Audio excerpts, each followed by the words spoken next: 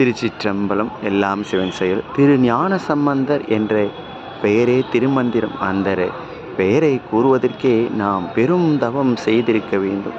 திருஞான சம்பந்த பெருமான் திரு ஆலவாயில் மடத்தில் தங்கியிருக்கும் போது சமணர்கள் அவருக்கு தீ வைத்தார்கள்.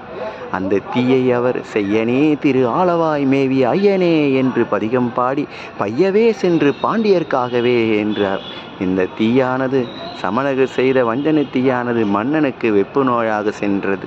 மங்கையர்க்கரசியாரும் குலச்சிறை நாராரும் இதை அறிந்து திரு ஞான சம்பந்த பெருமானை பார்க்க வந்து அவர் திருவடியை வணங்கினார்கள். ஏனென்றால் சிறு பிள்ளை என்று கூட பாராமல் சமணர்கள் இப்படி செய்துவிட்டார்களே என்று வருந்தினார்கள். அப்போது நீங்கள் வருந்த வேண்டாம், இந்த வஞ்சனை தீ உங்களை ஏதாவது செய்ததா என்றார். இல்லை பெருமானே, அந்த தீயானது மன்னவனுக்கு வெப்பு நோயாக மாறிவிட்டது. எங்களையும் மன்னரையும் தாங்கள் உய்யக் கொள்வீர் என்றார். கண்டிப்பாக திரு ஆலவாய் பெருமான் திரு ஆலவாய் பெருமான் மீது ஆணையாக கூறுகின்றேன், மன்னரும் திருநீறு அணிவார் அப்படின்னு ஞானசம்பந்த பெருமான் திரு ஆலவாயில் மங்கையர்க்கரசியாரிடம் கூறினார். திருச்சிற்றம்பலம். எல்லாம் சிவன் செயல்.